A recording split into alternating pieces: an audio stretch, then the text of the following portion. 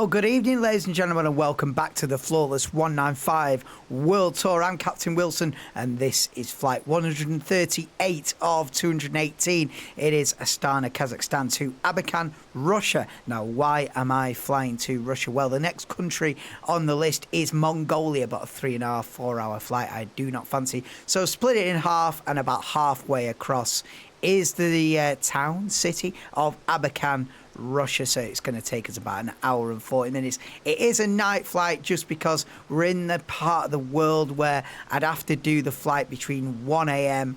and about 8 a.m. in the morning UK time to get the daylight.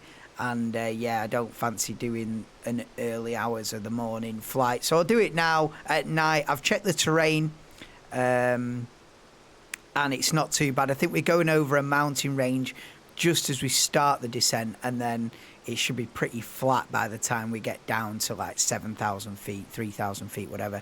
For final descent's pretty flat, and hopefully the weather's a little bit clearer because we are sort of in thick cloud / thunderstorm settings as we take off. But yeah, we'll get us over there now. I know it's not ideal visually, but I'll have some videos on and whatnot about probably the new Williams and just been revealed, and some other F1 stuff, and probably some music as well. But I thought, get this flight done now, get over to Abakan, Russia, heading east, 754 nautical miles, and yeah, in bad weather at night. But like I say, the terrain's not too bad on approach, so thought might as well get this one ticked off. It is strictly speaking excursion flight because I'm not going from capital city to capital city. These next two flights are strictly speaking excursion flights because, like I say, I'm stopping about halfway. Like I say, about an hour and 40 minutes to Abakan, and then Abakan, Russia to Ulaanbaatar. How is it pronounced? I did just search it. It's going to be Abakan, Russia to Ulaanbaatar, capital of Mongolia. I didn't fancy going from here to there in one fell swoop because it would be dire boredom or whatever else. So yeah, let's get this up and running. I know it's at night. I know we won't be able to see diddly squat. But it is what it is. We're just in the part of the world where it's awkward. Once we get further east, once we get to Mongolia, I'll then be able to do flights from Mongolia onwards. I'll be able to then do flights like 10, 11 p.m. UK time. And it's going to be the next morning over where I am because it's going to be so far ahead of the UK time zone. It's going to be dawn of the next day, and so we'll get the daylight in that way. So instead of me doing mid-morning, late-morning flights UK time, it's then going to change over to late-night flights for me, next morning flights local time, if you get my drift. But let's just get this out of the way now, in the middle of the night, in the middle of the snow, in the middle of the rain, middle of the thunderstorm. Get up there, get across, and the World Tour continues, as you know. Right, let's get the safety demo on, get the plane set up, get some lights on, see where we're going, and head out of here in somewhat horrendous conditions. But yeah, I think the rain has just let up, or the snow, whatever it was, has just let up a little bit, actually. I can't hear it anymore. But anyway, that's enough waffling. Let's get the plane set up, and let's get some F1 videos on about the new cars of the new season. Right, let's get set up, get out there, and get up there. Welcome to flight 138 of 218. It's Astana, Kazakhstan to Abakan, Russia. Let's go.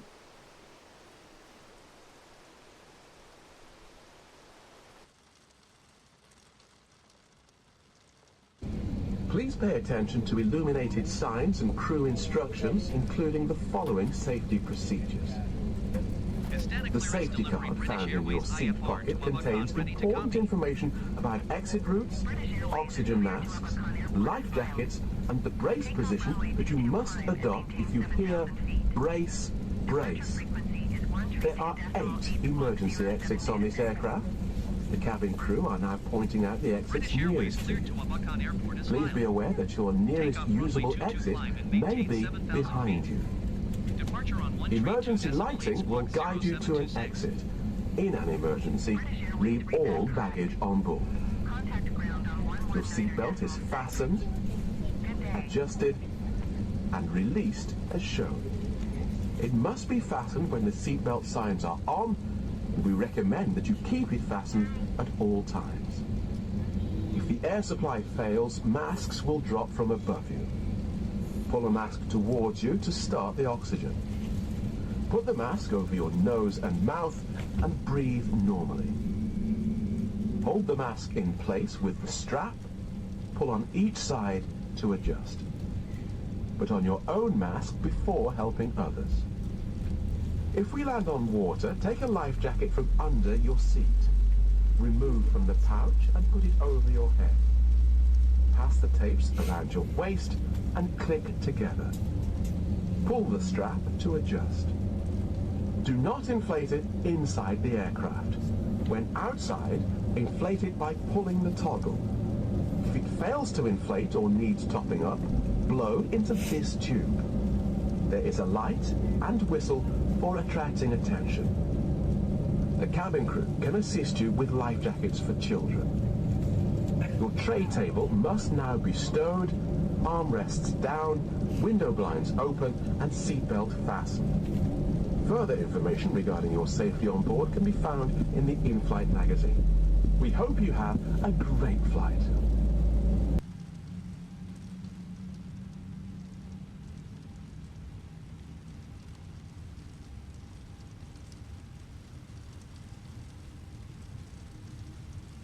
Listen, until we got something real, well, we have. We have a Williams car on an actual track. And indeed, this car is different, and Williams have been more than happy to roll with the trolls. Sure, it doesn't look as extreme or as intriguing as the Aston Martin machine penned by Adrian Newey at first sight. That in of itself will be very different come Australia, but there are some choices on this car which have got people talking. And I'm not talking about the decision to have light blue on the side pod. In fact, it actually makes them stand out, and only one of 3 teams that have elected to go down this route for 2026. Is this the right choice for them to make, or is it the wrong choice? We do not know right now, but it's a choice that they have made, and they explain why they've waited 10 extra days before they actually get their car out on a circuit. The team have gone a particular route with the front suspension. I'm not talking about the renders we got on Tuesday, which had no middle section at all. I reckon that was a rendering issue. Almost a little nod to when Haas put rear tyres on the front wheel hubs for their renders a couple of weeks ago. And I'm already prepared for you to say, oh, why should we even care? It's just testing, bro. Well, you can tell me all about it by purchasing a t-shirt with the very same statement on it. Only available until February the 20th, because after that, it won't be testing anymore. Whoa. Link below. Anyway, 2026 is clearly going to turn F1 into something that looks familiar but behaves like a whole different animal. Yeah, the cars are smaller and lighter, but the lap itself will seemingly begin to change too, because as we're used to, a typical lap consists of straights, corners, braking zones, and that's been the case since tracks were invented long before cars were even a thing. Going back to when cavemen went, ooh, wheel, car, track, ooh! It's baked into our brains, but Williams have now realised, as well as maybe a couple of other teams, that it might be more than just going straight, brake, corner. It might be a little bit more complex. They do sound slightly different. They sound louder in the corners, and that is for a good reason.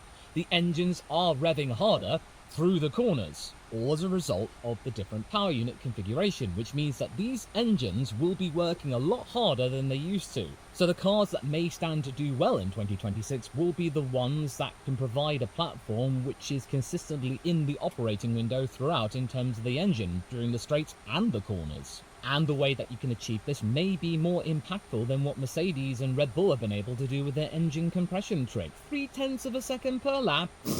If Io Komatsu's claim is anything to believe, you could stand to gain with the right deployment and timing of your battery use up to 0.7 of a second per lap. So, as I said earlier in the week, what Toto's been shouting about and telling people to get their bull plot together might be a bit of a red herring or a misdirection. And the tactic that Williams chose to use is something that only the likes of Alpine and Cadillac have chosen to turn to as well. Focus on how the car's front end stays planted and loads its tyres, plus how cleanly it can convert driver inputs into energy flow. Smoothness. A corner taken a bit too greedily, therefore, may leave you short later on in the lap, so you may not have the electrical oomph to call upon in Sector 3. So you might end up with a lap where the driver doesn't look all that fast in the first couple of sectors of the lap, but then in the last complex, or maybe even the last couple of corners, going on to the final straight, you might see them suddenly just go whoosh! You know, a sweeper lap. Therefore, it turns the argument into what is the best way to build upon the relationship between the driver and the battery. And I know that many of you hardcore petrol heads out there will be shaking in your boots about that and be thinking, "Ooh, well, Formula 1's just like Formula E." Well, you might actually have a point there, since many Formula E drivers are being called upon by Formula 1 teams to act as some kind of consultant. And in the case of Williams, what they're choosing to do, and going against the grain of pretty much everyone else, and especially in the top 4, which they're trying to strive to get into, they didn't design some really wacky and tripped out aero package like we're all used to. We're all used to seeing that, and well, we reenacted the way we saw when Adrian Newey's Aston Martin broke cover, which may not be the final product. No, they're deciding to go down mechanical grip. And sure enough, Williams have been pretty cagey with their visuals, only providing one official image of the shakedown, and even that was in sunset, and the renders, like I said earlier, did mask the truth with having a little bit of a mistake that we all laughed at and pointed at, but throughout all of the secrecy and all of the laughs at his expense, Vals has said to keep an eye on that particular area of the Camera through seats for takeoff. Also, on that Williams, you see how the render hasn't got any suspension, pull rod or push rod? I think that's on purpose. He's saying it's a mistake and whatnot, but I reckon it's on purpose so they'd keep it a secret. You know what I mean? Because no, that's definitely on purpose. It's like when cars launch, but they kind of keep the diffuser hidden. It's like just to keep things up the sleeve and not give it all away on some launch pictures, etc. That'd be my bet, rather than it being like a fumble of like editing or whatever he said. But anyway, let's get the plane up there now. The snow has subsided. Whilst we take off, it does look like thick fog though, or at least like, the visibility ain't great, but it's no bother. As long as we've got some visibility coming in, we'll be alright. I think temperature wise, over in Abakan, -29. So going from -13 or 14 to -29. Wow. Right, let's just keep this video paused while we take off, and then I will resume. Okay, let's do this.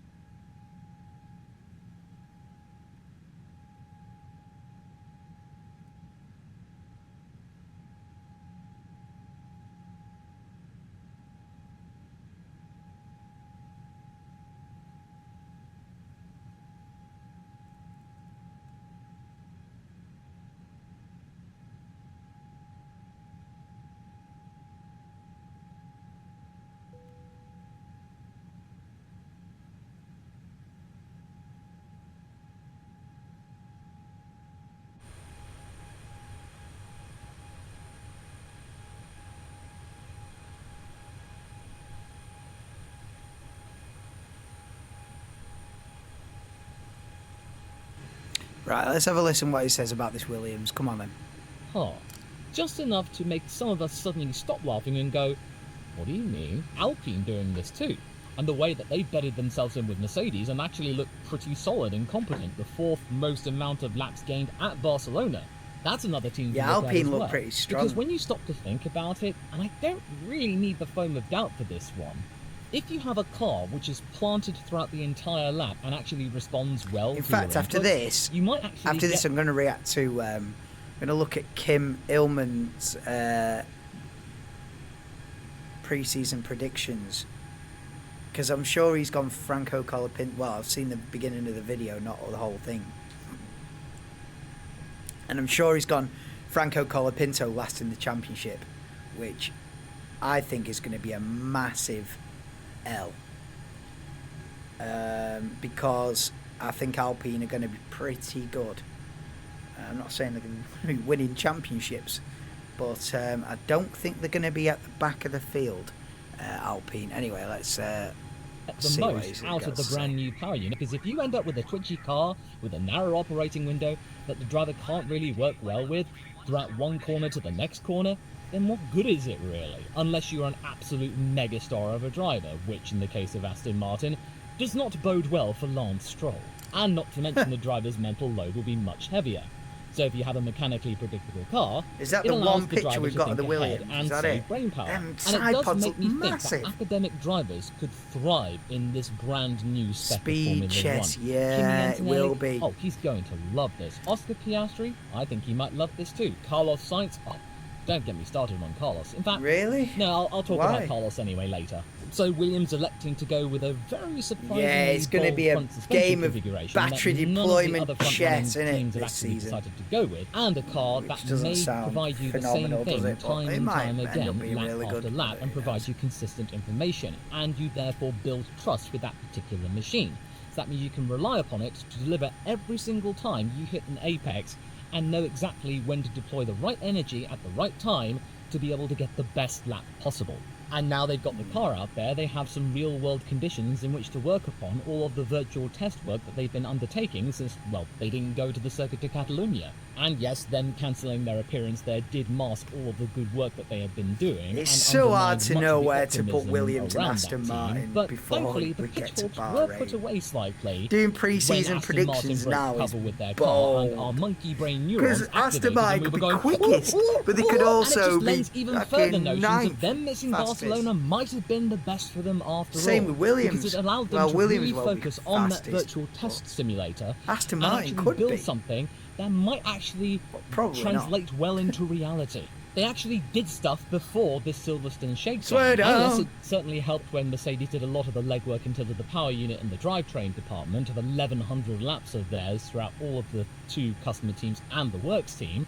So that does remove at least one variable. I mean, it doesn't solve all their problems, but it's certainly one off their list. And besides, I think their main mission Is is that to another make sure that picture of their it? Are them models, side both pods real world massive? and virtual, match Side pod spot inlets on compared to to the avoid other a teams. correlation issue. An often heard term in recent years that can easily bite a big name team. I'm looking at you, Red Bull. But that might be hard for us to grasp because, well, numbers do have punch, because What's we saw this? Mercedes bag 500 Oh, laps yeah, in the real 500 world, and we laps nod for and go, Mercedes, "Ooh, big Ferrari number." phone. It's a nice number to have. But it may not be the only number to pay 439 attention has to, 386 especially for on. those in the know. See, If look, Williams Red have Bull reason to didn't do that many believe that laps. what they have Neither in did the virtual McLaren. world is as close Did as they more can than get Aston a Martin and their one-to-one Williams. copy of their real-world car, then them not showing up around Barcelona, no biggie. How many laps Especially did for how Audi public do? It turned out to be. Yes, what Let me they have a chose look to at that. do.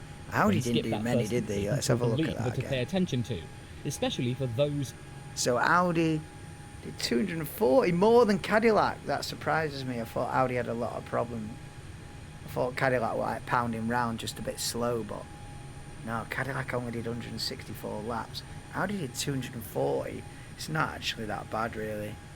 McLaren 283 is not an amazing amount, is it? Neither's Red Bull's. Racing Bulls did more laps than Red Bull. Alpine 349 laps ain't bad. Haas pretty good. Ferrari and Mercedes a lot of laps.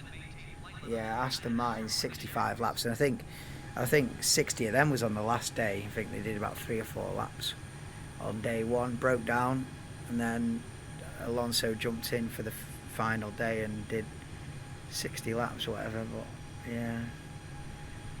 Williams obviously 0 because he didn't even turn up, so what a mystery that is. Aston Martin, complete mystery. Williams, complete mystery. I think Cadillac and Audi will be at the back. Imagine that was a constructor's order. What's that, Red Bull P6? I don't think so. But I don't reckon that's going to be a million miles off the constructor's order. Obviously, Red Bull will be higher than that. Red Bull, McLaren will be higher than that. But Cadillac and Audi I see being at the back. Then you shuffle Red Bull, McLaren up. You put Racing Bulls above Audi. And you can slot a Williams in, slot a Haas in. I reckon Alpine might be like fifth fastest. Well, it's hard to say, innit? It's hard to compare Aston Martin to the rest of the field there. But in mileage, it certainly doesn't do it justice. What's this? The moon? What's this? The moon? Oh, hello. Bit of a swerve.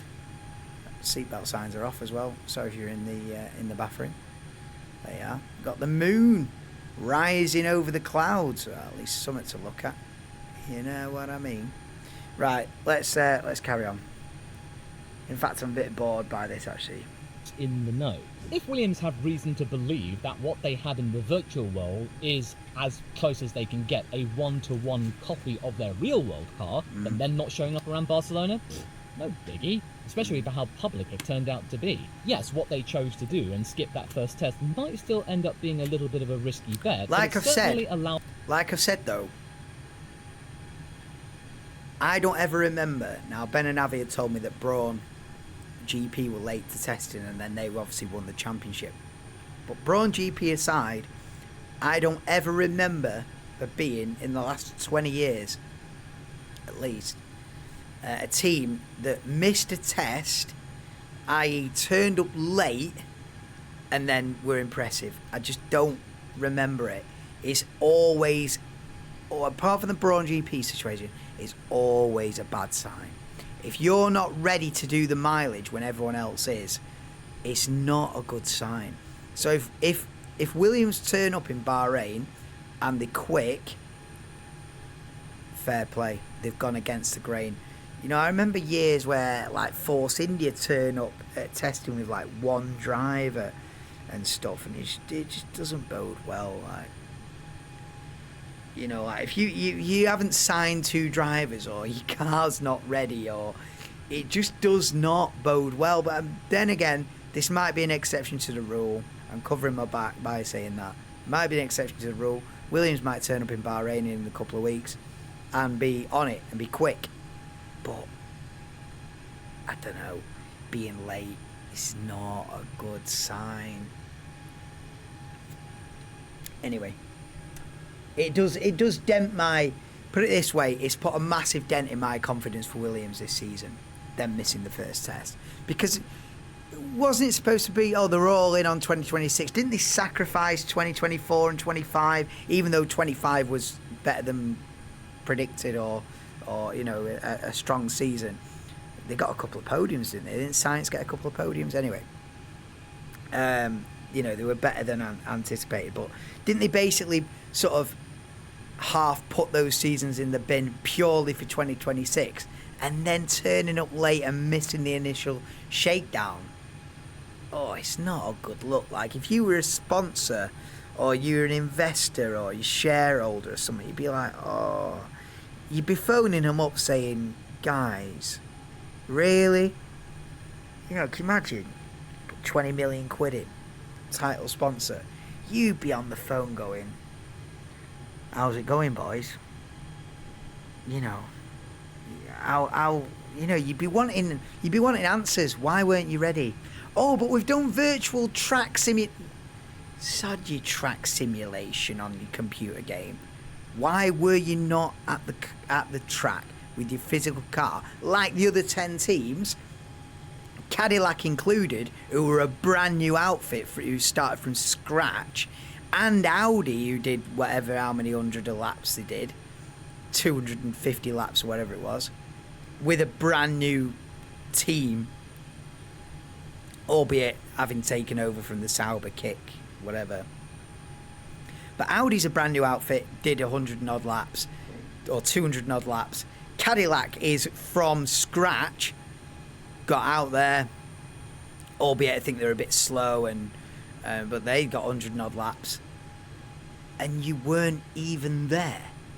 I would want an A, B, C. I'd want a 1, 2, 3, 4, 5, 6, 7 reasons why you were not at that test, because I'm pulling my money out. It's not a good sign.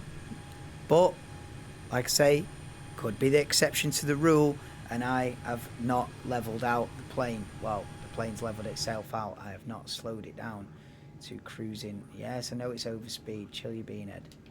Imagine World Tour over now because we're going too fast.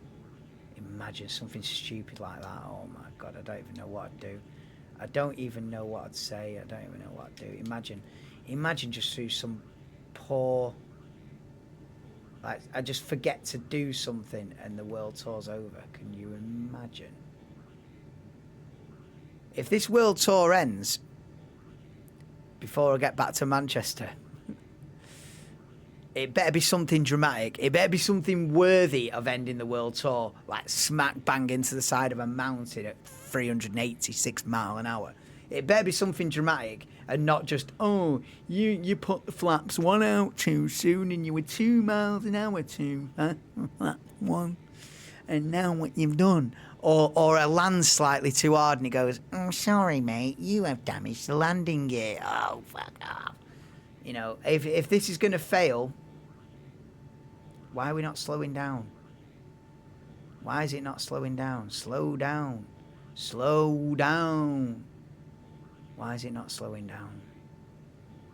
I've put it to cruise. I've put both of them to cruising altitude, haven't I?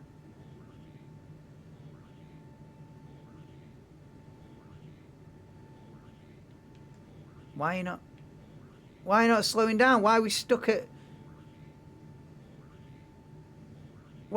like 267 knots here? 259, mate. 259. Why is it speeding up? Come on, down you come. Oh, fuck's sake, I can't be dealing with... I'll mute the game. I'm not having an hour and 40 minutes of overspeed. Oh, hey, well, I tell you what, we'll get there in an hour and a half at this rate. Forget your hour and 40 minutes.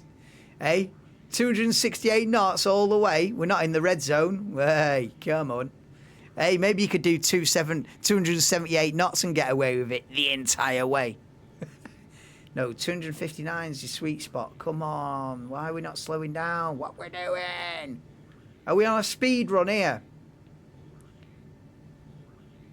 Oh, what the fuck, Brevston? What am I going to do? What's the scenario? We're going too fast. Flawless 195 to ATC. I can't slow her down. Oh, I don't want to manually slow it down, like. What do I do?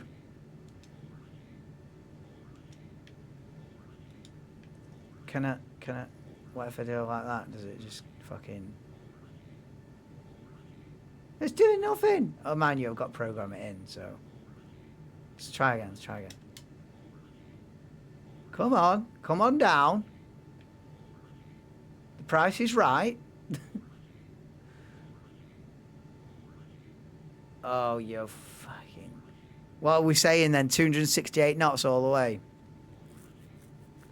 With the controller vibrating its head off and him going overspeed 50 million times. What's the game here now?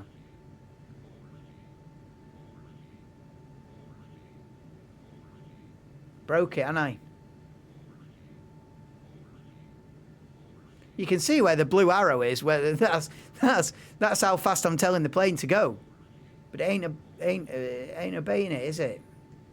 System failure, mayday, mayday, mayday. System failure, don't know what to do.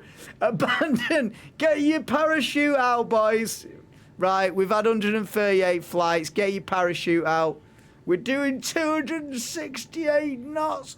856 knots airspeed. You're taking the piss. Abandon ship. Let me out. Where's the door? I can't see. Let me out. Fuck's sake, man. I can't even see the door. Let's head for the moon. Bollocks, let's do NASA 101. I'm off the rails now. Yeah, mode. Oh, should we head for moon? Fuck's sake, man. Once I've done the whole world tour and we've done all 195 countries. Next stop. The moon. Fucking hell. What's going on here now? What am I gonna do? Do we just go for a speed run? It's not gonna break the plane, is it? But then it's gonna mess everything up, descent and everything. It's all gonna be screwed. Oh, I'm gonna have to fettle. I'm gonna have to have a fettle with these controls, aren't I? I am, aren't I? Did I not do that? Did I not? I did move these, did I not?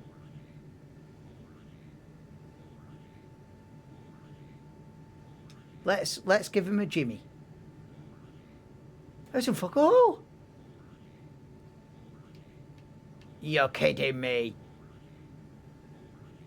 I watched this for a game. That's done it. That's done it. Yeah, you better believe it, mate.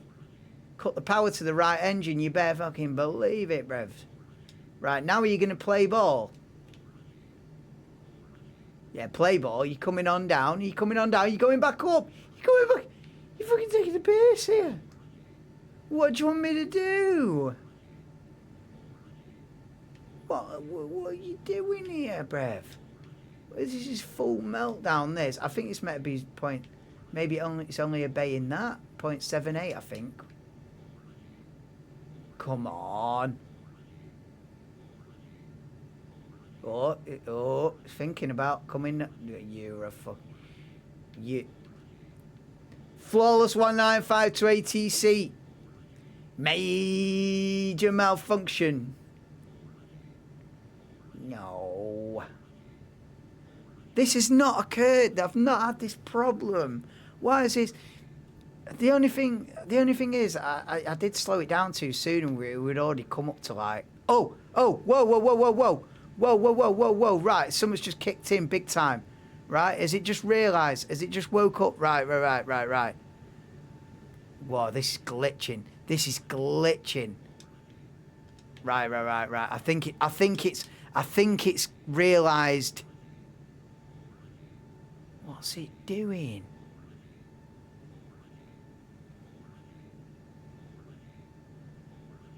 The fuck's going on here?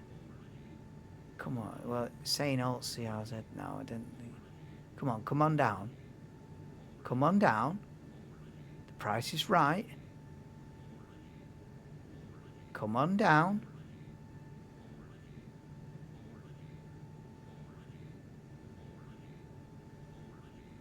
I don't understand it.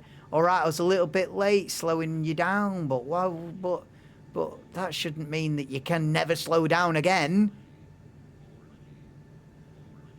But I got to sort this out because we don't want to be. I mean, we're making good time. Hey, Astana to Abakan in under an hour. Never say never. Right, but all jokes aside, it's going to fuck up the descent and everything because I'm all going to be out of kilter because we're going to be descending at some rapid rate. If I descend at 268 knots instead of 259, everything's out of kilter. Yeah, good day, is it? No, hey, listen. Forget relaying who we are and what we're doing. We've got a major malfunction here. We can't even slow it down. Hello? Hello? Hey, can we report an issue on here? Come on, we're 138 flights. I ain't fucking about, mate. Oh, you can request. I never knew this. Request vector to the next waypoint. What does that mean? I don't need no vector around here. I request. I should have done this a million times when it says, like, please expedite your descent to 380. And I'm just like, nah, shut up. I'm doing 38 and 39. I should have just gone fucking requested increase Brevstonian. Right. Anyway. That's not solving I'm not solving the issue, am I? Fucking about. Right. What worked? What I need to do is get the speed below and then work our way back up. Let's see if we can. Right. Do not panic, ladies. Imagine all these broadcast the passengers. I'm on with like 268 passengers in the back. We're all getting our parachutes out because this guy ain't got a clue. Oh, this is all being broadcast to all the passengers.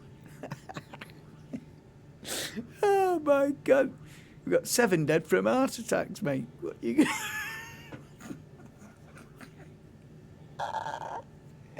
Fucking hell, 268 knots all the way. What are we doing here, bruv? Why have we got a problem now? Fuck your overspeed. Right. Fuck this. Intervention time. Right, wham. How'd you like these apples? Wham. Oh, no. Oh, no. Are we back? We're back. Right, how'd you like them apples? Right, let's just slow it down now. Right.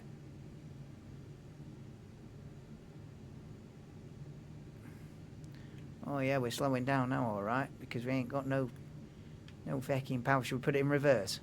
Better not, mate. Right. Why have we...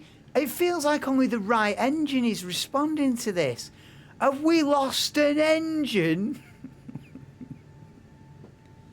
Right, now, behave yourself. Right, yeah. Good. Right, 259. 259. So when we get to 260, I want you to cut in the power. You know the driller. Right, all good. Yeah. Nice little moon going on. Bit of a mist.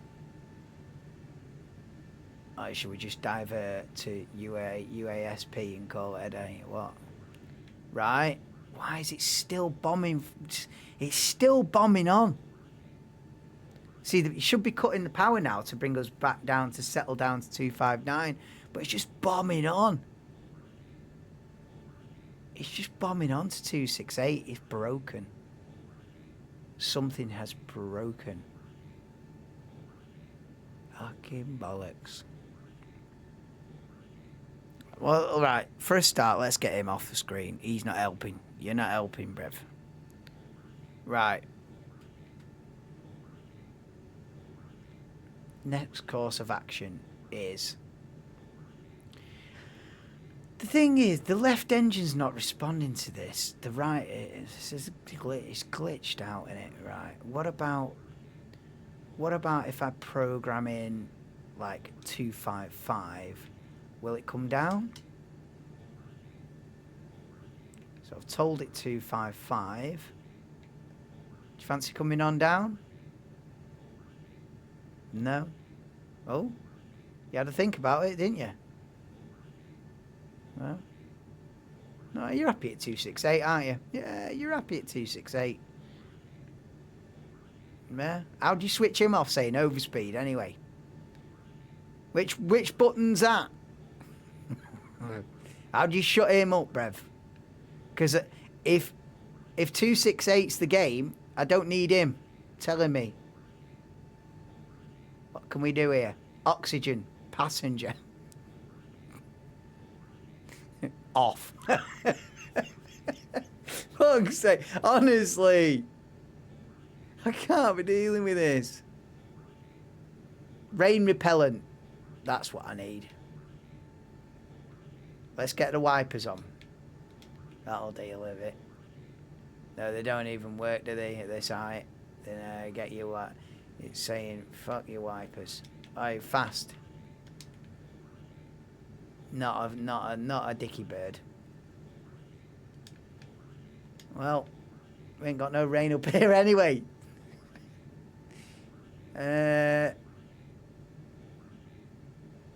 Oh, should we phone up? Who fancies a phone call? Ah, you fucking... What's this? Audio switching. Yeah, turn him off. I can't press it. Toilet. Yeah, let's press... let's press toilet. Oh, what do all these do? Hey, can any of these slow us down by 10 knots, please? Cockpit door control. Yeah. Yeah. Yeah. Eject. I can't do this. Oxygen off. Oh, come on, man. I don't know. I don't know what I'm doing, do I? 268's the game, innit? Ah, you fucking... Why is it doing this to me now? I've got an idea. I've got an idea. Whack him off. Right, whack the autopilot off. And whack him back on. You know, a bit of a Control-Alt-Delete. No, it's not fuck all. That's predicted. What have we got here? Console floor. Ooh, console floor lights. Do they work? No. Loudspeaker. Loudspeaker. What's one of them? What's this? Oh! Fuck it. Whoa. Yeah. That's the one, isn't it? It's not the one. It's not the one. Oh, mate. What's one of these? Oh, yeah, that I have that on bright. Yeah.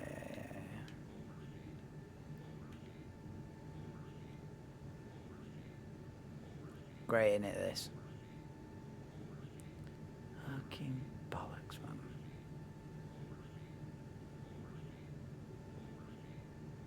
Do we... Right, I've got to intervene here. Right, let's cut the throttle manually like this.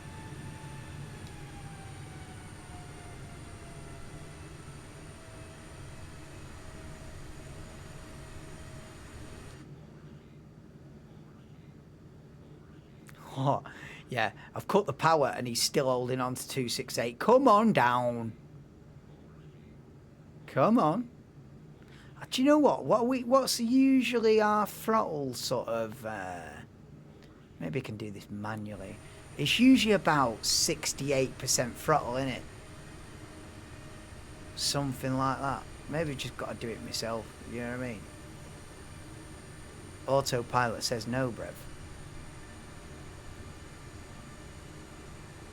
What if I go... Let's just change... Should we have a look at some filters on here? No, that's worse. Black and white. Brown. Dramatic. Flashback. Inverted. Get your sunglasses on. Perf. That's slightly better. I don't know. None on it. None all the way. Right. Right, what are we doing? What's the speed saying? 266. Come on down. Come on down. I think we usually fly at about 68% throttle, don't we? I don't really look at it. Let's bring her on down to 2... Let's bring her on down. At least I've got time to have a fettle. Time to have a mess about.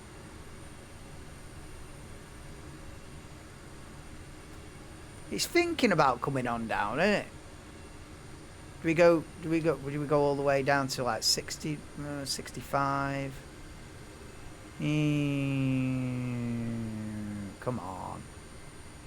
Come on down. What's What we're saying at 62% throttle. You've got to come on down. You have to come on down, bruv. Oh, little bank for the northeast heading. Come on. Come on, you're nearly there. I'm just going to have to manually... But then the thing is, when we descend, I'm going to have to cut the power myself to match the speed. It's going to be a pain in the arse. Not impossible, but... Tell that 259 now. Right. Right, so we're no longer in overspeed. What do? Just bring the throttle up slightly.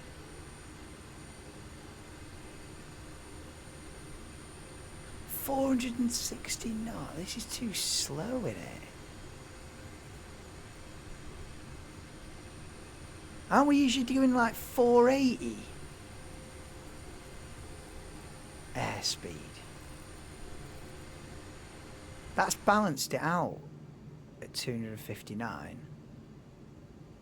But it's got nothing to do with...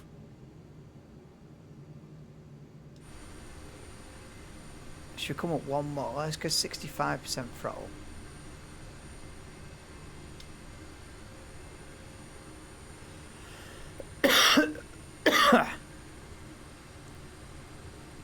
That's about right, isn't it? But we're slow with regards to...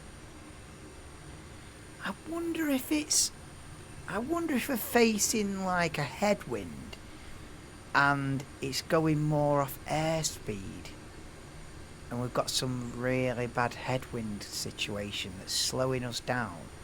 Therefore, the airspeed's a lot slower, even though it's 259 knots.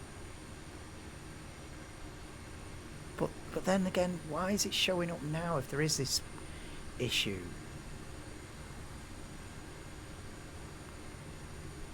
Because even though the airspeed... So I've gotten the wrong way around. The airspeed's 259 knots, right? But the TAS, which is, I don't know, like the ground speed, is 458. Now we're usually at 480, I think. 478, 480. But we're not. We're at 458, which is a lot slower than it should be. So I wonder if... What's this saying now that I've fucked with it? Yeah. I'd say, let's come back up and see what happens. Let's come back up.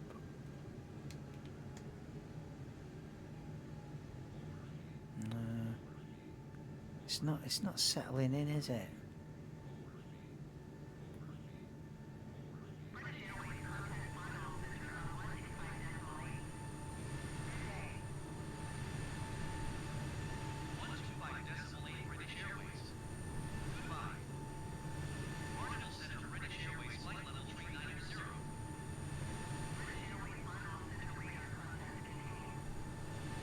See, we're still slow. I wonder if it's trying to chase the 480 knots for the... I wonder if that's why it's got stuck, because we're dealing with some sort of a mad headwind or something.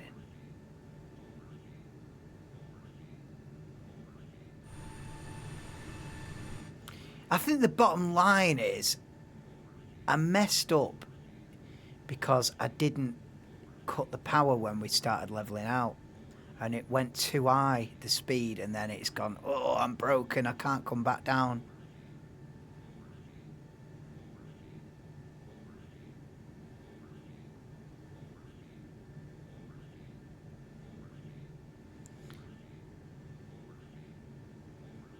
Fucking bollocks. Right, let's just turn the game audio off at this point. Let's just turn that off. And let's just turn it down. Can you hear the controller?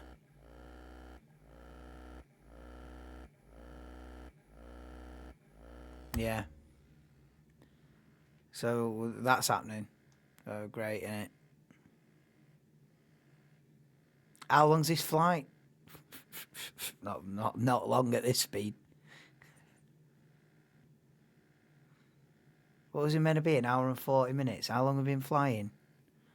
We've been recording 53 minutes. We've probably been in the air 3/4 of an hour. A little bit less. Let's say we've been in the air 40 minutes. We've still got, and then we count for the descent being 20 minutes. So we're going to be an hour and 20 minutes in. So we're currently 40 minutes in.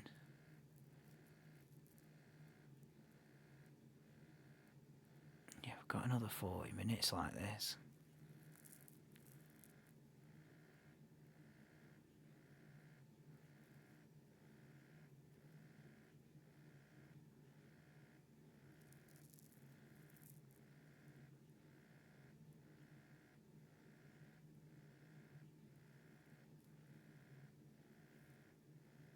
No.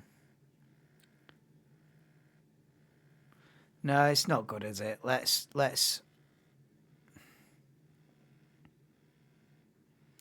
was it, about 65% throttle as opposed to 91. Right, come on then.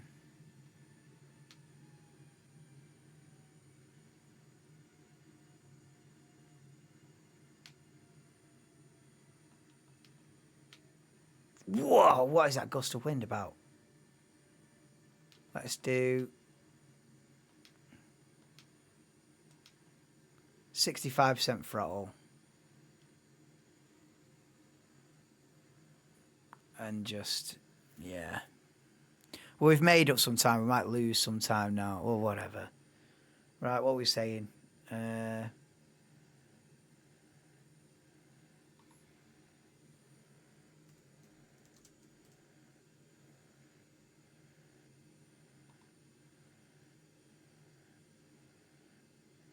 G'day, let me tell you who's going to win the 2026 World Drivers' Championship and who's going to struggle. Here are my predictions. Come on. I think we're in for a ripper 2026 Ripper. season. Straight up, We're in for I'm a picking ripper. Max Verstappen as second this year. Right.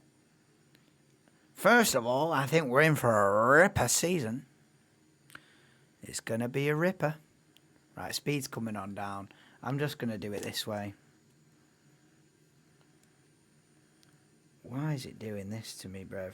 Because the thing is, it's not going to listen when I tell it to come down to like 140. No, it's just not going to listen to me, is it? Right, we're finally going to be out of the overspeed bracket about now.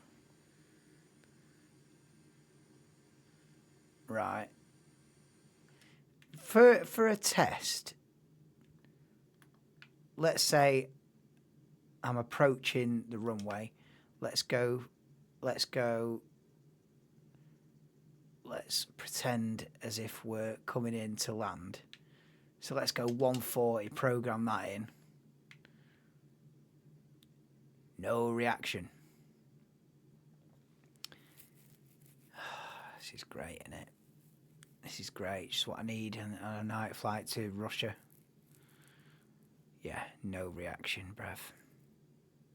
So it's not listening. It's not listening to this, is it at all? Oh, is it starting to? No. So it's just not listening to this at all. I could put this on fucking 500 if I want. It's not going to do anything, is it? Ah, great. Great.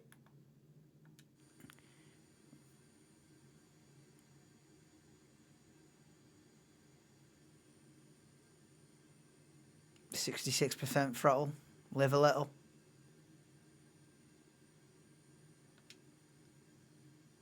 Live a little at 66. I reckon so.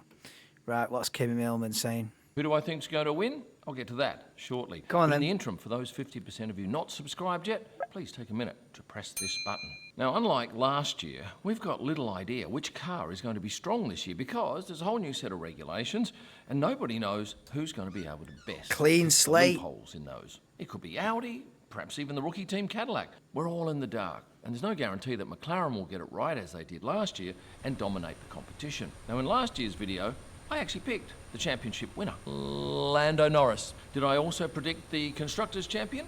No, miles off. I picked Ferrari, and of course, they were miserable last year. So let's look at what I've picked for this year, and I'm going to start at the bottom. I'm picking in 22nd place, Franco Colapinto. Alpine is a basket case. They struggled last year. No, this is criminal.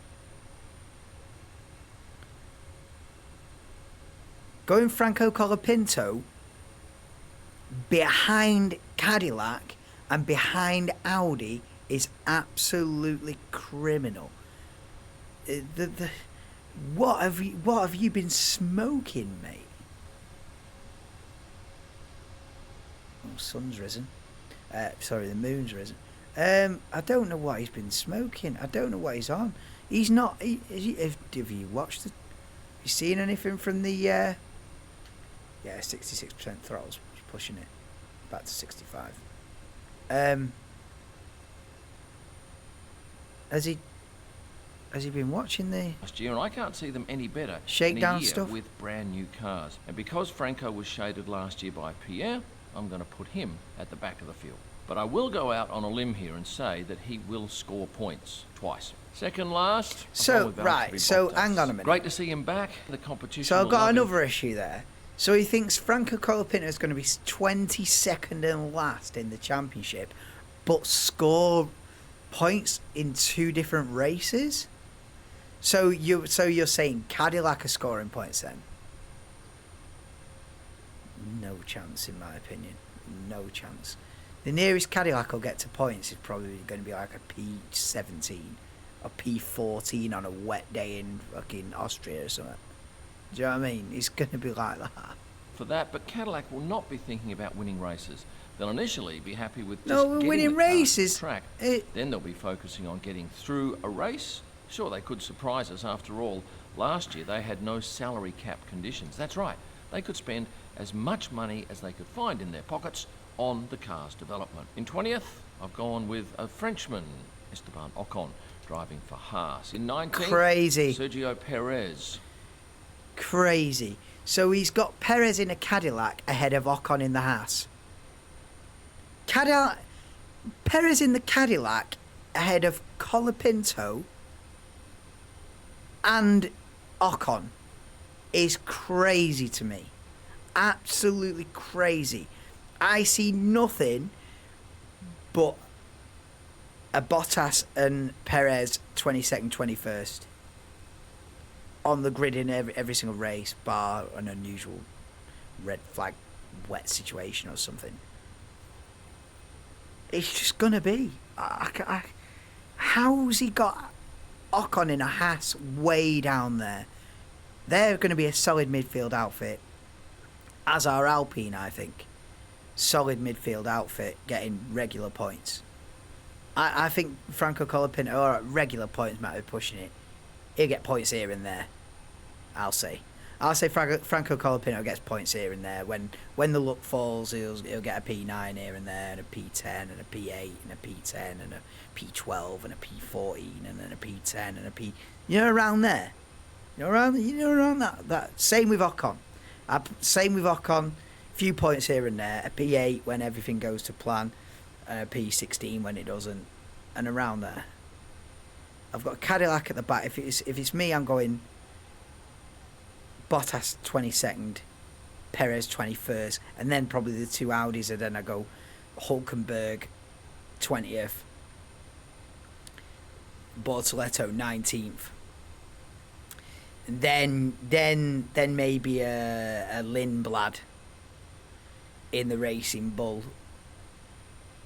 18th, then a Lawson 17th. So I've got both Cadillacs at the back, then both Audis, and both Racing Bulls. Then it gets difficult. If Williams dropped a stinker here, and then you going Albon, Sainz, probably not. Are you then looking at Haas? Maybe then you're looking at Ocon. And Ocon and Colapinto 16th, 17th in the championship, more like. And then Let's see what. Anyway, it's not my predictions. Of course, he's bringing plenty of money to the team. I've heard it's even more than what he brought to Red Bull.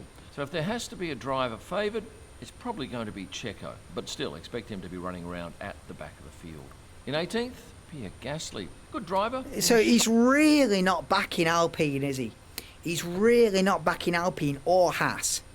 He's got both Alpines and a Haas in the bottom like 5. Bro.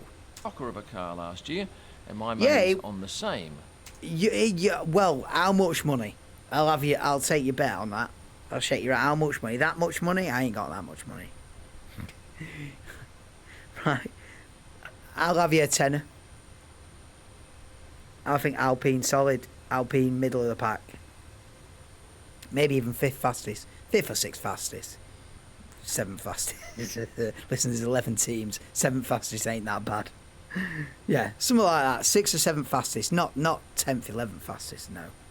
6th or 7th. 5th. If Williams had dropped a stinker and Aston Martin are getting to grips with a Honda engine, I don't know, mate. This year. Last year, Nico Hulkenberg had his first ever podium. And while I love so he's got Hulkenberg in the Audi above Gasly, Ocon, and Colapinto. I think that's a criminal prediction. At least I might be wrong. He knows more than I know. He goes to every single race because he's an official photographer or whatever. So he attends every single race. But this is a stinker in my opinion. I can only see Nico in 17th. Well, I can only see Nico in 20th position this year. At this point, let me address the odds of me picking all 22 cars in the correct order. Let me guess the odds. It's 250,000 to 1. More than that, maybe. 500,000 to 1. Chances are astronomical. In fact, it's 22 factorial. 22 times 21 times 20, etc., down to 1. That... No, not quite that much, because that's like lottery. That's just random. That's like as if you're picking numbers off a roulette wheel. It's not that, because you've got some sort of indication that, you know, Ferrari are looking quick, Mercedes are looking quick, McLaren will probably be quick. So it's not completely random. So it's not that bad, because that would be millions and millions and millions to 1. It's not that bad, because you've got an indication. So, listen, I agree with everything he said so far, aye? That number is... Well, I can't even read well, that yeah. No. Last year, the odds of picking... That's a reference to Jim from Vicar of Dibley, by the way. Yeah. No, Brev. 20 in a row were far better. No one is going to pick the 22 cars in the right order. Even picking the top 3... No, they're not. No, nobody's going to pick... No, bollocks. 1 in 9,240 to pick the top 3. Bollocks. You could pick the top 3 in the championship. It'd be an outshot. It'd be 1,000 to 1, maybe 750 to 1 or something. You pick the top 3 in the championship. You know, if you went for a Russell, if you went like Russell, Verstappen, Leclerc, no, but you avoiding McLaren there, aren't you? If you went Russell, what would be the most likely from the bookies top 3 in the championship? Would be like a Russell, then one of the McLarens, and then a Verstappen third. Maybe you go Russell, Piastri to be stronger than Norris this year. I'd say probably. If you go at Russell, Piastri, Verstappen, top 3 in the championship, that's better than a 1 in 9,000 chance. That's like a 1 in a 500 chance. So, chatting. 1,240, and if you only pick the drivers... 1,000. Listen, a chance of one in 1,000, 1 in 9,000 is going Perez, Bortoletto, Hulkenberg, top 3. You have whatever you want. Last year's top 12, it's still one in 1,728. Oh, come on, Brev. In 16th, I picked Ollie Behrman. And in 15th, Arvid Lindblad. What? I'd have Ollie Behrman in the top 10 in the championship, me. Alright, top 13. This is way out, this. This is...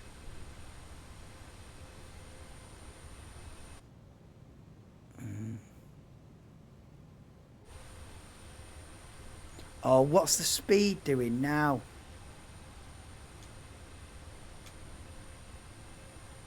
That car will benefit from way what too I believe slow will be now. a good engine with Ford and Red Bull joining forces. The team actually had Yeah. the VCARB 03 on track the other day in Imola. What I did notice were plenty of comments about that large air intake above the driver's head.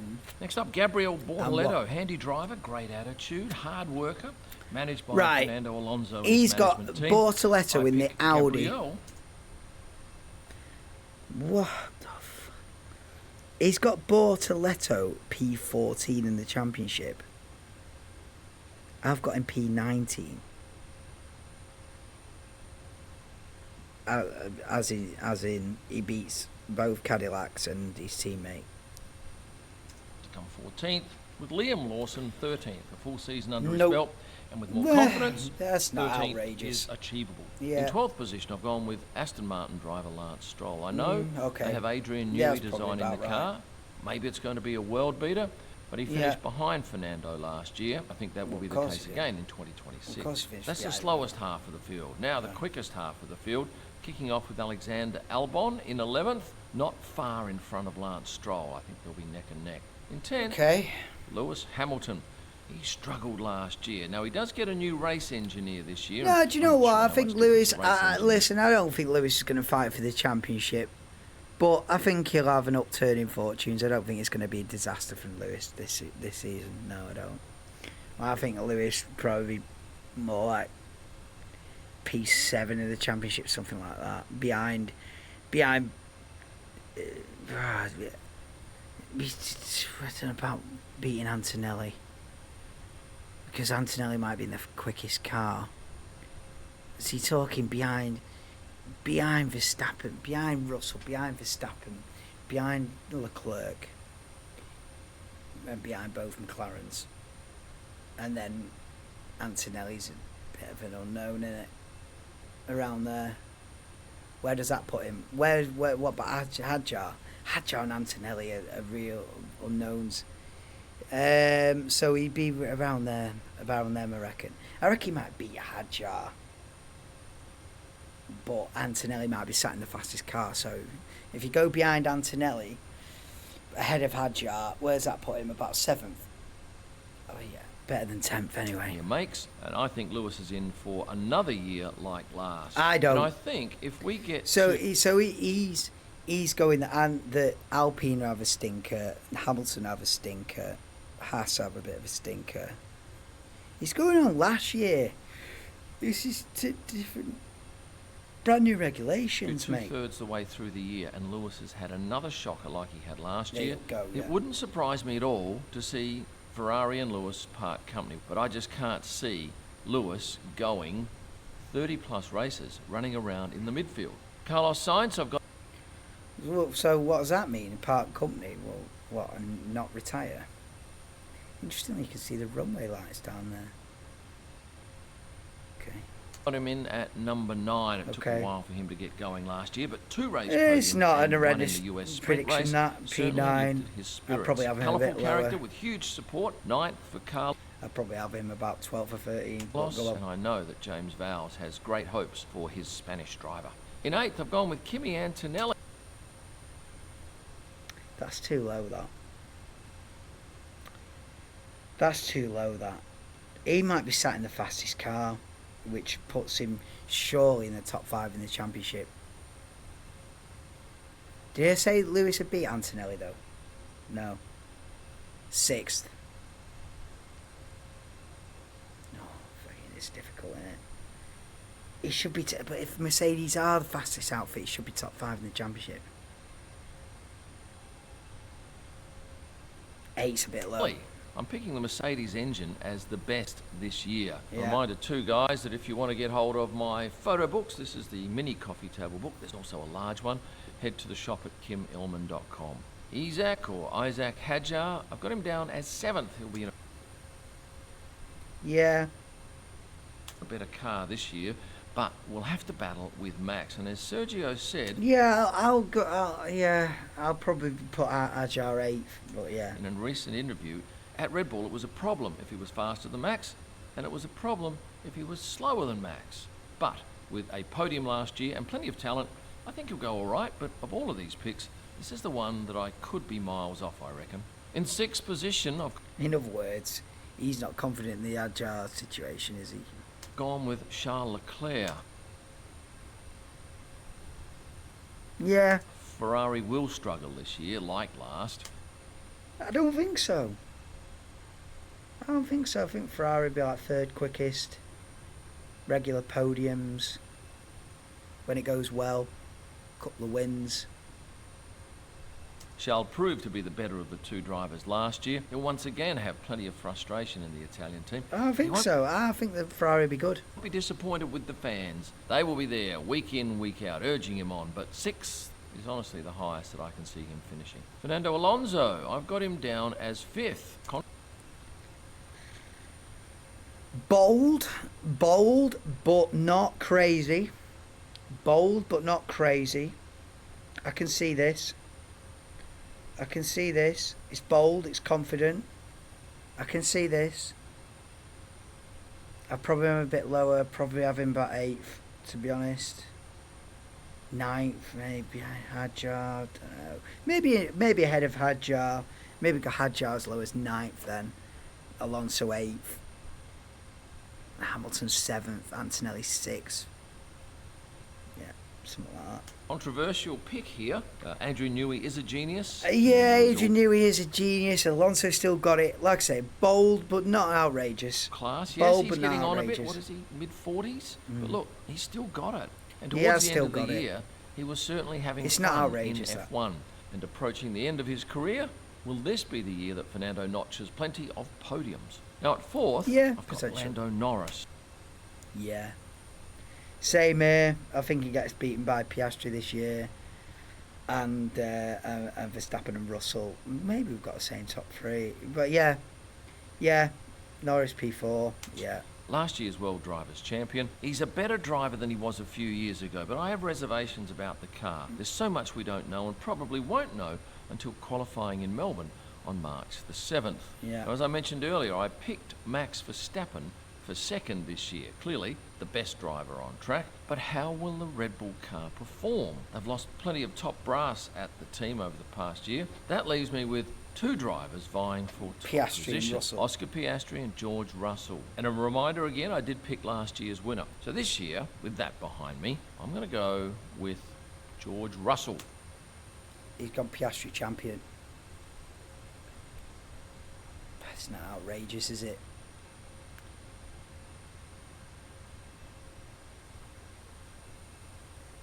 No, I can see that. I can see his top 4 or 5's not outrageous. I could see a scenario with, you know, maybe Mercedes start out quickest, but McLaren come through. Who knows, man? I think he's got Ferrari a bit too low down. What, Leclerc's 6th in the championship, Hamilton 10th. I think they'll do better than that. Piastri world champion, yeah, maybe. For World Drivers' Champion in 2026. In fact, I was so confident I decided to put a bet on him yesterday without seeing any of the cars on track this year. I wanted to have 1,000 on him. We paid. This was recorded on 24. Oh, so what was it pre? Was it pre shakedown? It must be pre shakedown. This, and that explains a lot. No, but it says 3 days ago. Okay. Oh, I don't know. When was the test? 4,000 today without seeing any of the cars. This was recorded on January 24th. The test was after that, wasn't it?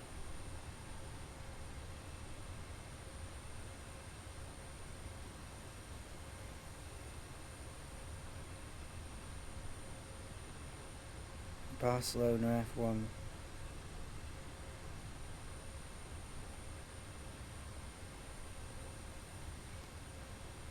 See, that explains a lot if he's predicted this before.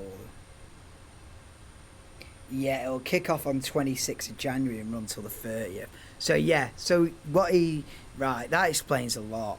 That explains a lot. He's done the predictions, recorded them before the shakedown and uploaded it after the shakedown. That explains a lot. I was on track this year. That explains why he's miles out, in my opinion. I wanted to have 1,000 on him. We paid 4,000. Went 1,000 on Piastri. onto this site, put 1,000 in, went to back it, and they said, no, we're going to cut you off at $334. Then they dropped the odds to $3.50. So my one bet on that site dropped George's odds to the point where he is now favourite on that particular Have I misunderstood this? Has he gone George champion? Went on. Have I misunderstood and this? And a reminder again, I did pick last year's winner. So this year, with that behind me, I'm going to go with George Russell for World Drivers' Champion. Oh, I've misunderstood it. With two drivers vying for top position, Oscar Piastri and George Russell. And a reminder again, I did pick... I've misheard it. He has gone Russell, so Piastri third. So he's gone Russell, Verstappen, Piastri. Yeah, same, yeah. I'd probably do, yeah, I've got the same top four in the end. Beyond that, it's wildly different, but I've got the same top four, yeah. Russell, Verstappen, Piastri, Norris.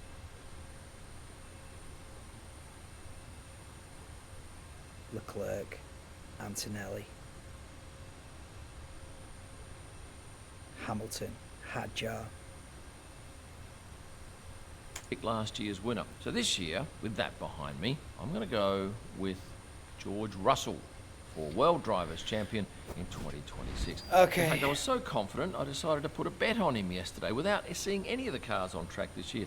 I wanted to have 1,000 on him, paid 4,000, went onto this site, put 1,000 in, went to back it, and they said, no, we're going to cut you off at $334. Then they dropped the odds to $3.50. So my one bet on that site dropped George's odds to the point where he is now favourite on that particular site. Max is second favourite, and if you have a look at Lewis's odds, he was 33-1. So why am I picking George for the win? I think the engine is going to be the key determinant there. George is a proven winner. I think the car's going to be fast, and we'll know pretty quickly whether or not I'm on money. That left Oscar Piastri in third. Of course, he showed plenty of brilliance last year.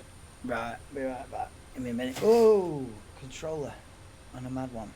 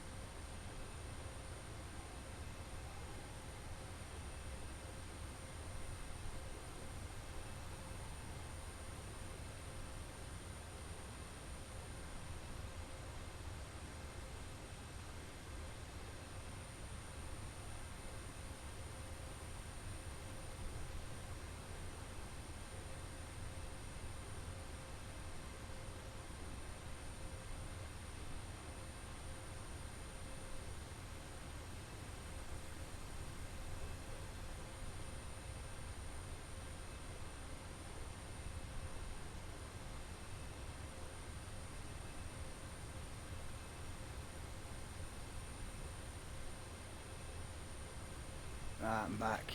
At least the weather's looking clear, isn't it? At least the weather's clear. Further east we're going. Right, where are we up to? Faded and then bounced back in those last couple of races. So I see my Aussie counterpart on the World Drivers' Championship podium in 3rd place. Oh, and what happens if Lewis Hamilton does go towards the end of the year? I think we're all pretty much in agreement that Ollie Behrman would take that spot at Ferrari. That would leave an opening at Haas, and it wouldn't surprise me one bit if Toyota, who are a major sponsor of Haas, pushed hard for Jack Doohan. They're very keen for Jack to get back into Formula One. What do you think about that? Here's the 22 drivers in the order that I think they'll finish at. It's criminal. The top 8's not bad. And then he loses all sense of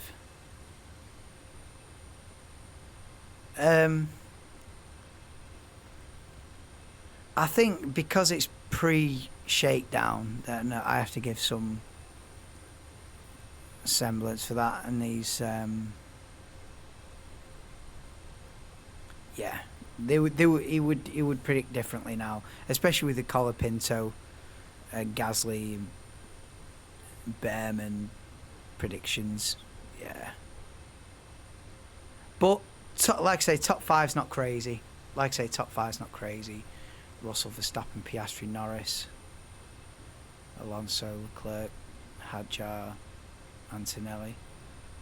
Yeah, I'd have Hamilton higher.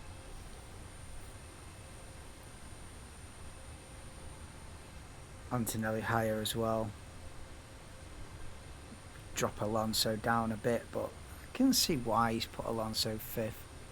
Even post shakedown, you could still have Alonso 5th because it's a complete mystery, that car.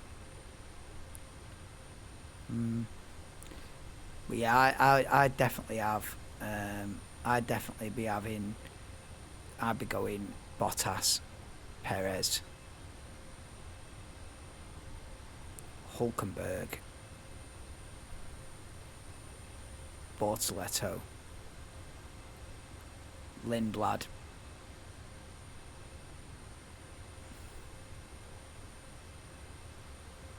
Ocon.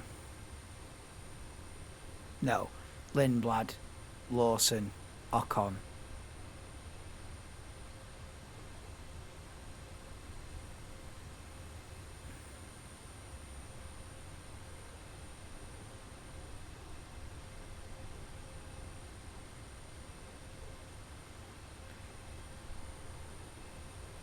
Colapinto, Gasly,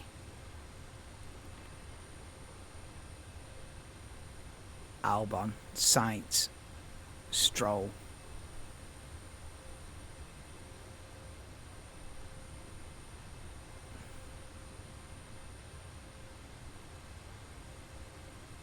Alonso, Hadjar, Hamilton, Antonelli.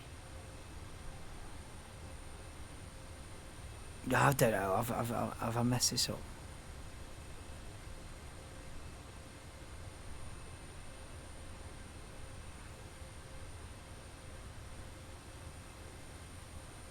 Have I forgotten someone or missed someone out here, Anna? I don't know. But I'd have the same top 4. I put Leclerc 5th. I put Hamilton 6th. No, I wouldn't. Antonelli 6th. I go same top 4, then I go Leclerc.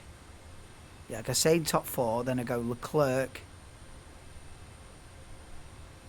Antonelli, Hamilton, Hadjar, Alonso, and then whatever I said.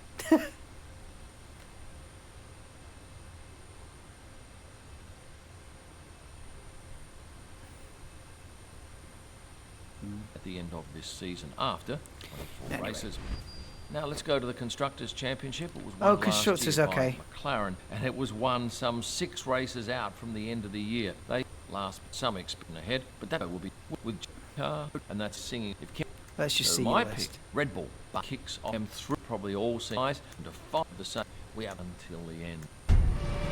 Has he not done a This year, list but of what I he's got? think We'll have the same. They're up in how much smaller video vision. They are splitting session. Kicks off in Bahrain, Oh, can't and be I'll be arsed. there. Constructors. Maybe McLaren still win Constructors with like the third fastest car, you know, just because Antonelli,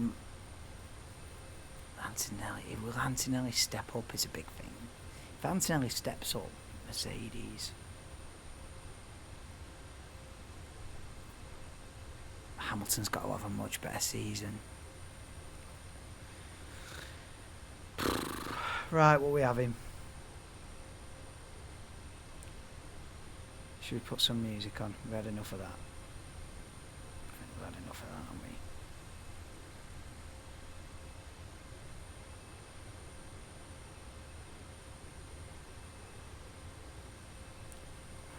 Let's go.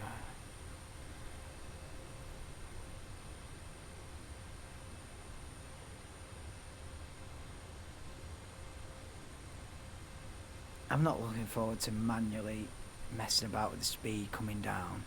Okay, now.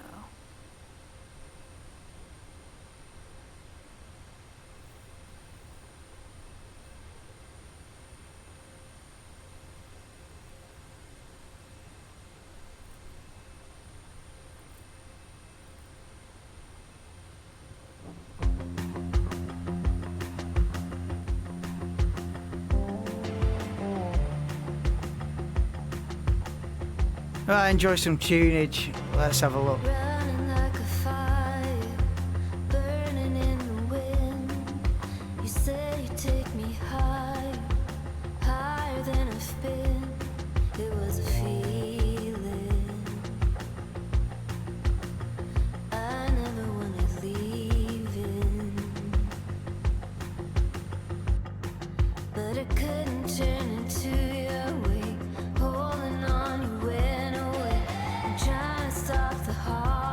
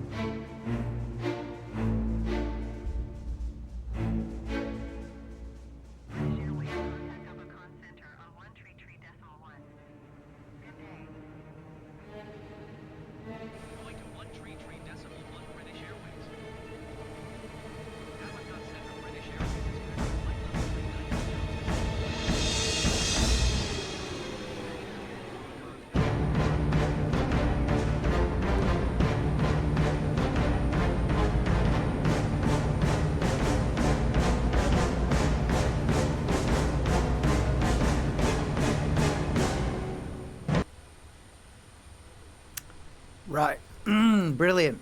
It's not doing the descent either. Right. It's autopilot off, and it's I've got to do this myself then, completely myself. Right, autopilot off. I've got to do this completely bare bones.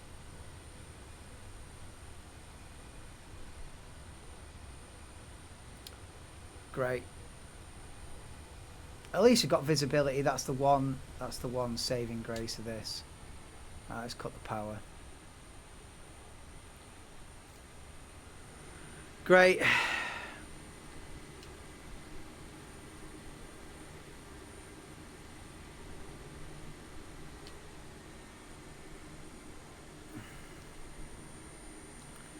Right, let's have a look then. I've got to get this down by myself. The one saving grace here is that it's a perfect clear night. That is the one saving grace in this. Right, brilliant. At least I know what I'm dealing with. I've got to do this myself.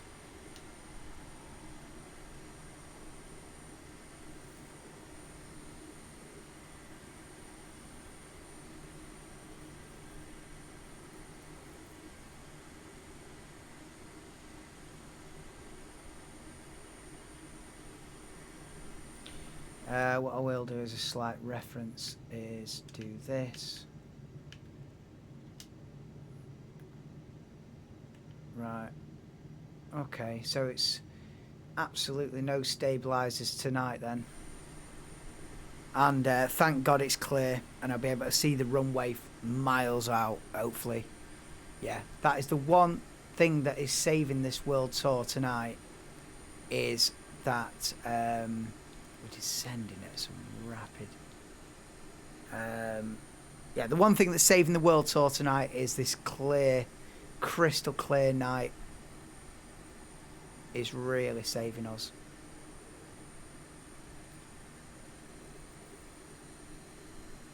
Basically. I can see a few clouds down there, but nothing major.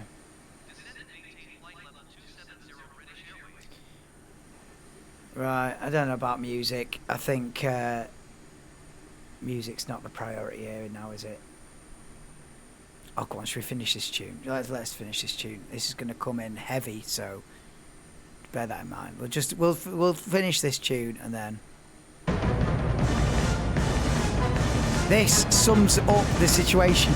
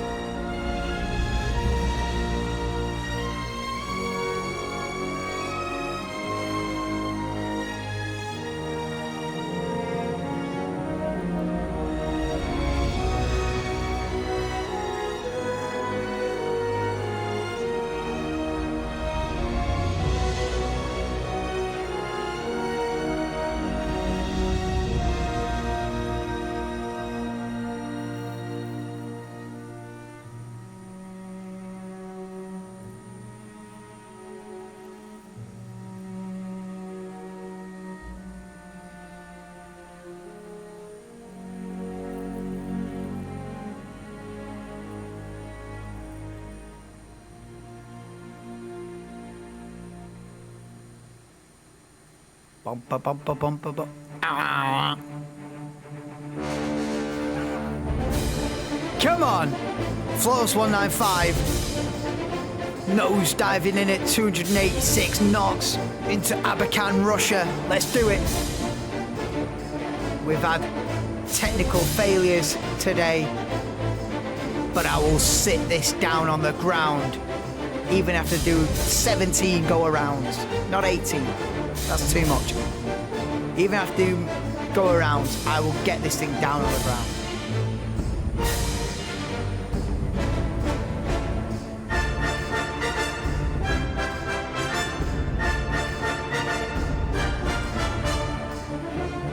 Weirdly enough, we're about bang on altitude-wise for distance from the runway.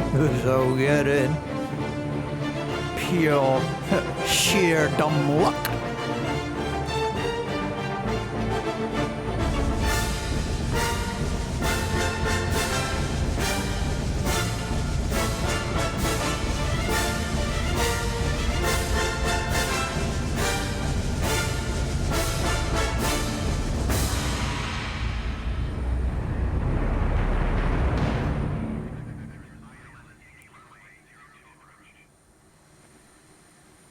Right, that's it for tunes.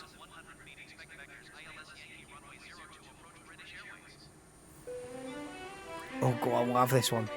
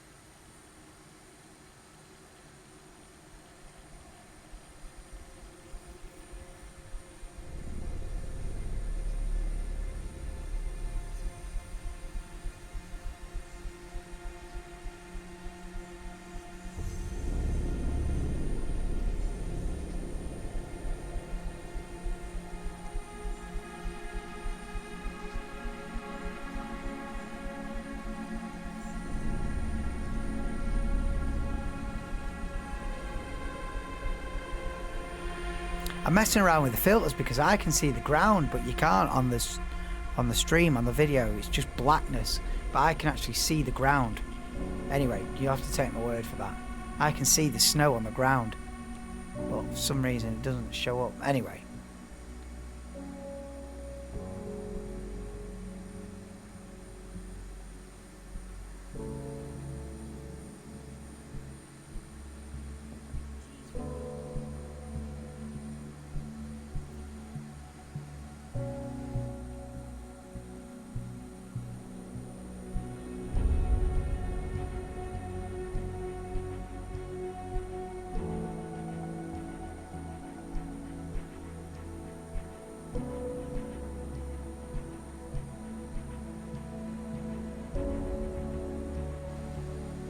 Tea's ready. There's no time for in-flight food now. We're going to get this down. Right, come on.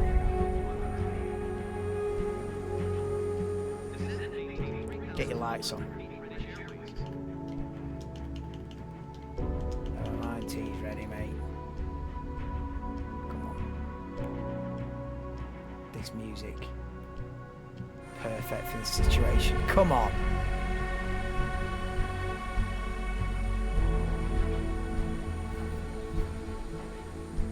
no programming in landing speed now. It's just got to be how much throttle do you want to give her.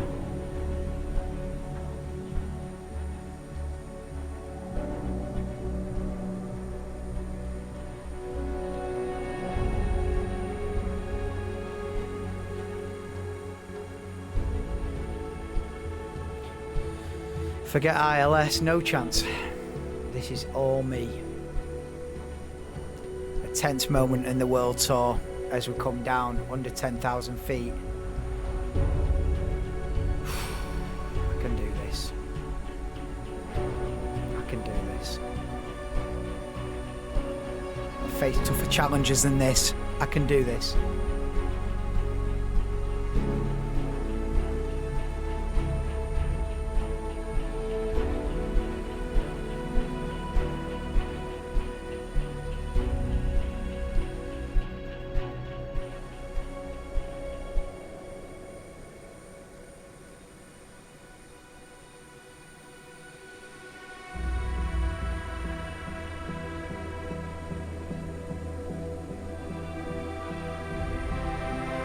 We had a malfunction in the plane.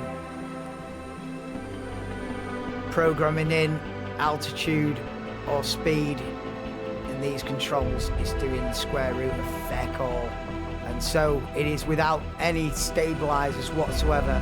I am coming in regardless, and I'm gonna get this down.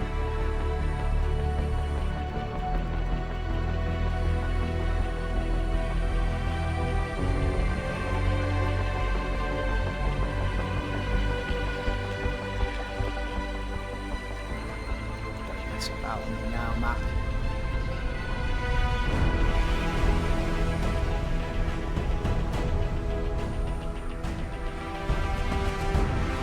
How low are we here? Is the altitude thing not going to work? How low are we? I can't tell. And I feel like my dial's not going to work that I rely on. Oh, it is working, it is working, it is working.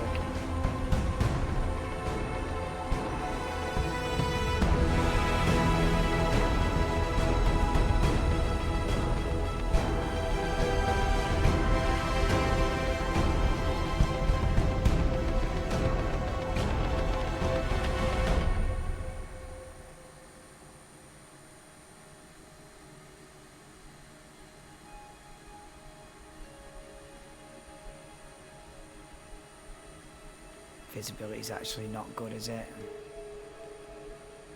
I can't see a bean. The runway's down there. I can't see a bean. It's alright, don't panic.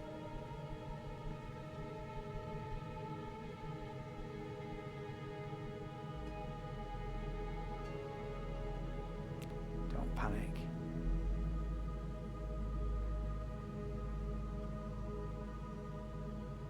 Do not panic.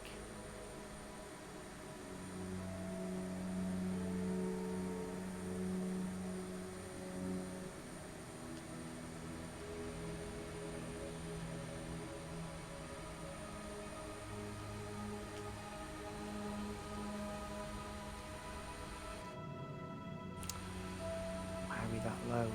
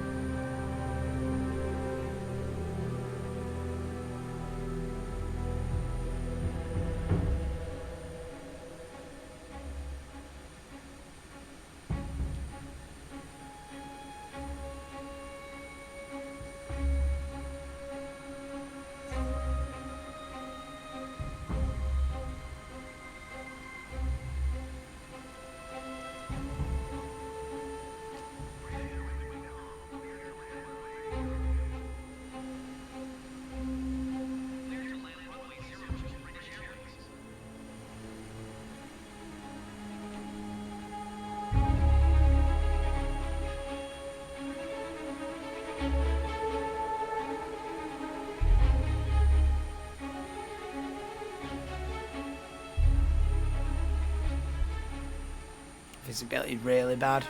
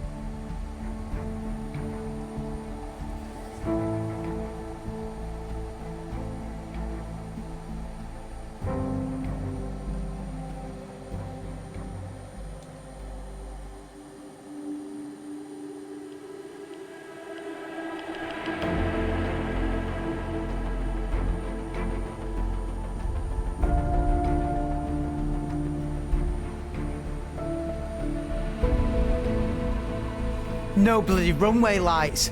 No sodding runway lights. How have I just landed that with no sodding runway lights? Absolutely ridiculous. In the fog in the middle of the night. With the plane with no fucking functions. Oh, you're absolutely joking. You're absolutely having me on. Ridiculous. Ridiculous. Absolutely suicidal. Oh, I can't believe it. I can't believe it. I didn't see the runway till I was over it. It was under my feet. That was crazy. That's absolutely crazy. Don't end the world tour by hitting that windsock. Oh, that's crazy. Why is it so foggy down here? That's crazy. I can't believe what I've just done there. I can't believe what I've just got away with there. It was only because I was hellishly low that I've actually managed to pull that off. It's only because I happened to be 100 feet off the ground. That's ridiculous. Absolutely ridiculous. I don't know. I don't have any answers. That's just sheer dumb luck. That's absolutely crazy. Absolutely crazy. I don't even know what to say. Welcome to Abakan, Russia. We are down on the ground. We're in one piece. I haven't crashed it. In the thick fog, in the middle of the night, and minus 29 degrees with no runway lights, no ILS, a VFR map, a plane with malfunctions on altitude and speed, I've managed to sit it down on the tarmac somehow. And there's me coming in going, oh, the saving grace here is it's a crystal clear night. Crystal clear. I couldn't see the runway until I was over it.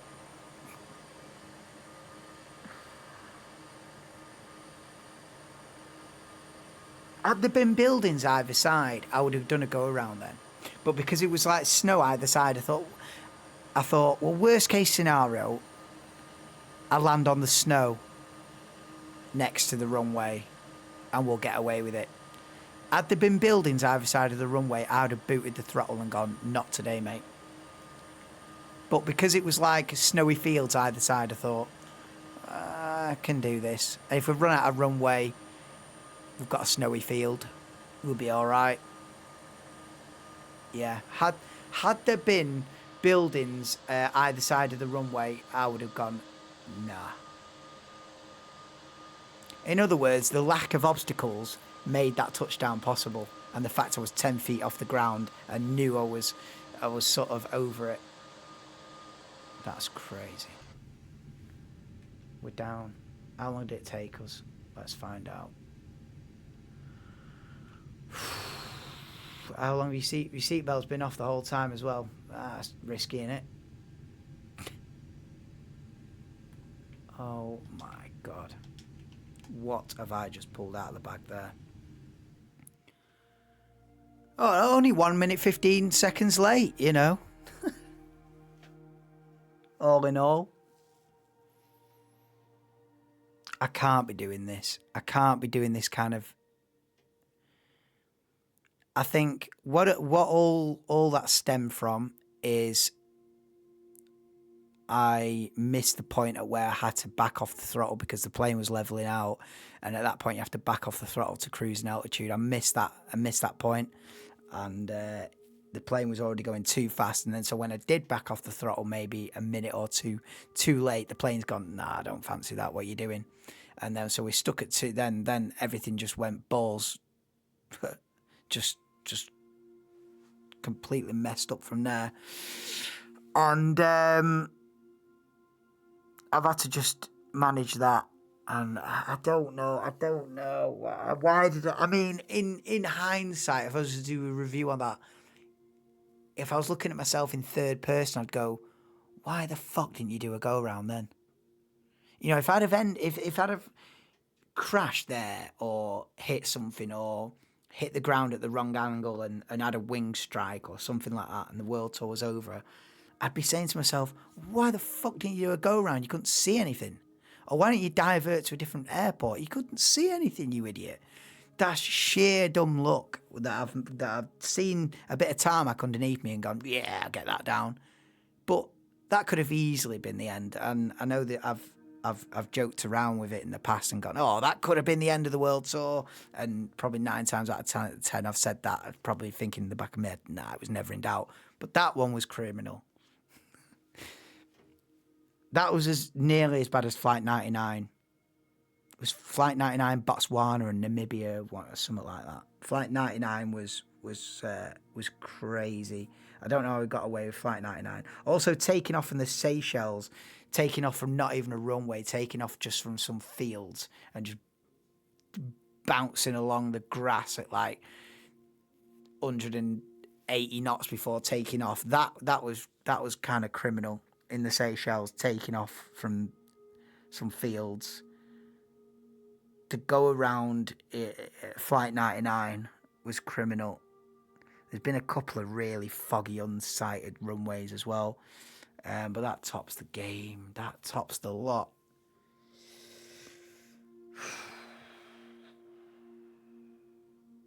Wow. I can't be doing that. I cannot be doing that. But you know what? You know what I'm going to say, don't you? You know what I'm going to say after I've had my little depression session? We're down. We're down safe. Come on. We're down safe. And listen. Oh, God. What am I doing? These night flights in the middle of Russia with no visibility and nothing. What am I doing? Anyway, we're down on the ground. I will try and do Abakan, Russia to Ultanabau, whatever it was called. What was it called? Ulaanbaatar. What was it? Ulaanbaatar. I'll do Abakan, Russia to Ulaanbaatar Mongolia in the daylight, because this was, whew, on the limit yet again on Flawless 195. And we've survived another close shave. There it is then, UACC to UNAA in 1 hour, 41 minutes and 15 seconds. This has been Flight 138 of 218 has been at Astana, Kazakhstan to Abakan, Russia. I've been Captain Wilson. We have got away with another one on the Flawless 195 World Tour. And you know the game. The World Tour somehow continues. Join me next time. Bye for now.